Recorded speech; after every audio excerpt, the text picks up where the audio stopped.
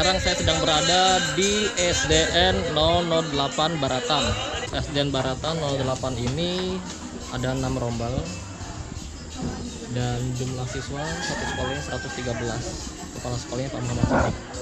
Di setiap pinggir kelas ini banyak pohonan ya yang sengaja ditanam. Ini untuk menunjukkan bahwa sekolah ini mendorong siswanya untuk cinta lingkungan. Nah, di sini juga ada pojok literasi. Nah, ini buku-buku bacaan anak-anak, buku non-teks pelajaran ada di sini. Jadi siswa juga bebas untuk mengambilnya dan membacanya. Meskipun sekolah ini sangat sederhana, tapi sekolah ini mendorong siswa untuk mengembangkan pola pikirnya dengan meminta mereka menuliskan apa yang ada dalam pikiran mereka itu dan ditempel di depan kelasnya. Nah, ini contohnya. Nah, di sini siswa bebas mengekspresikan isi kepalanya baik melalui teks maupun gambar.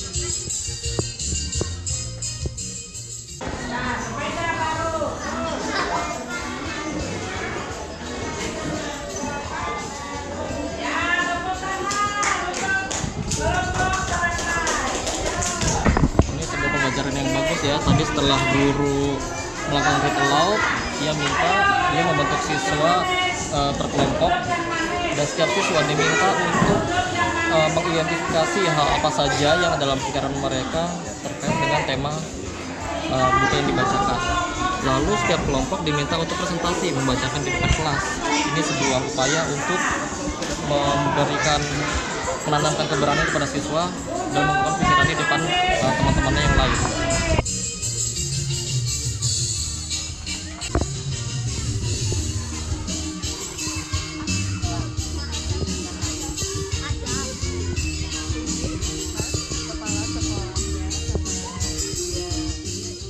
Oke, sekarang saya bersama Profesor Fasih Jalal. Beliau pernah jadi mantan Menteri Pendidikan Kebudayaan. Sekarang kami sedang berada di SDN Baratan 08 Tanjung Selor. Prof, bagaimana lihat kondisi persekolahan di sini? Ya, saya terharu dan bangga ya bahwa di sebuah SD jauh dari pusat perkotaan ya, dan jalannya berliku-liku, malah jalannya lebih berat gitu ya. Ternyata inovasi itu bisa dilahirkan oleh guru, oleh kepala sekolah Pak Sidik yang canggih, Ibu Elok yang tadi saya lihat. Banyak sekali inovasi-inovasi yang sebetulnya kalau kita lihat di sekolah-sekolah di luar negeri, ya itu juga yang dilakukan. Jadi di tengah pedalaman Kalimantan Utara ini ternyata bisa dilakukan kalau gurunya dapat informasi yang tepat, paguyuban profesional bersama guru saling mendukung, kemudian ada leadership, kepemimpinan dari kepala sekolah, dan kemudian tentu bagaimanapun juga dari kepengawasan dari dinas bahu-membahu mendukung guru, sehingga guru selalu memperbaiki diri agar bisa mengajar lebih baik, menciptakan suasana yang lebih menyenangkan, dan ini yang melahirkan anak lebih betah, anak lebih senang, dan hasil belajarnya biasanya lebih baik. Nah, biasanya kan ini juga butuh dukungan Pemda ya untuk ini. Kira-kira untuk Pemda sendiri mesti seperti apa sih supaya lingkungan sekolah itu bisa dikatakan lingkungan Islam?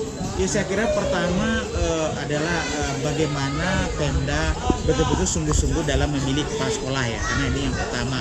Dan saya lihat Pak Bupati cukup canggih lah, saya bertemu dengan banyak kepala sekolah, ternyata kepala sekolah yang mumpuni. Yang kedua adalah bagaimana kepala sekolah sadar di selain dari urusan administrasi, tapi proses pembelajaran ini harus jadi indikator dan ini harus dikontrol oleh Pemda.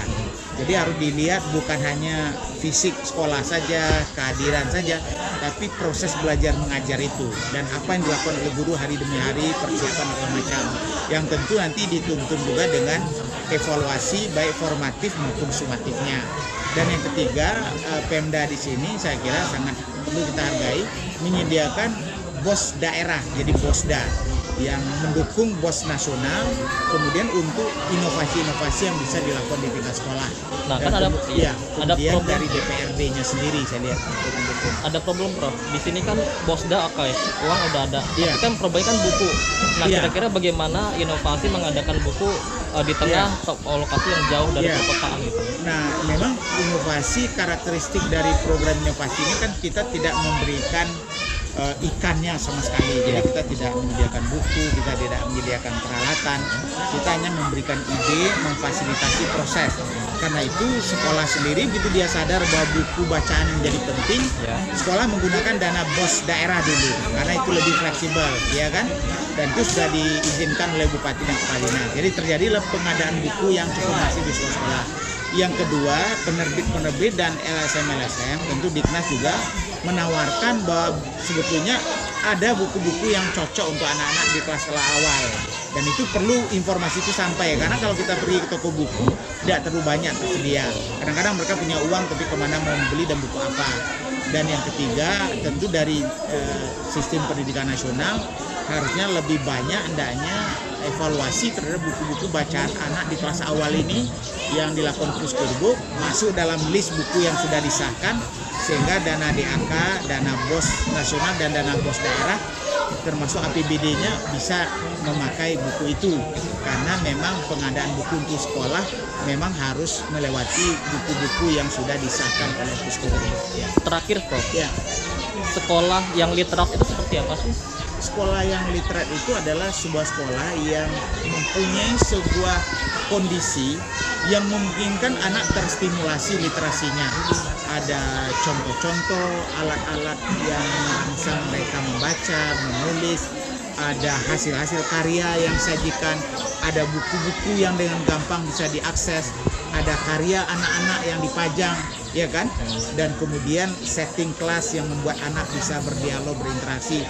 Semua kondisi itu kita sebut dengan kelas yang literat. Sahabat literasi, satu hal yang bisa saya dapat dari pelajaran di SD 08 ini adalah siswa diarahkan untuk mengeksplorasi apa yang mereka pikirkan, apa yang mereka ingin sampaikan lewat tulisan, baik gambar maupun teks tulisan. Dan tadi dari hasil diskusi banyak sekali inovasi yang ternyata juga ditumbuh dari guru sendiri gitu ya, dan itu diterapkan oleh di kelas.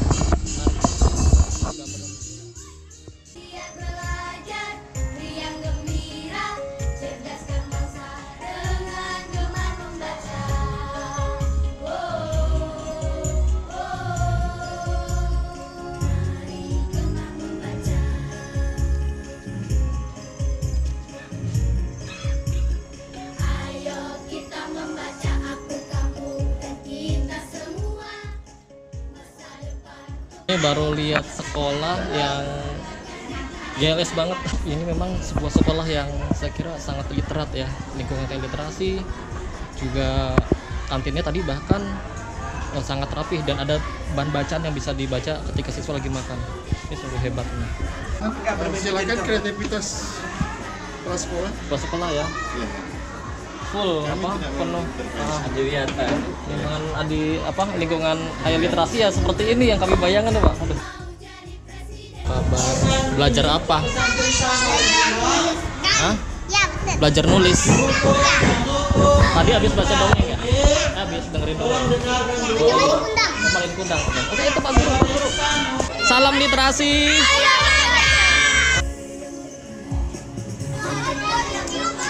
Semoga kita ketemu lagi ya. Dadah adek. Dadah. Selamat belajar ya.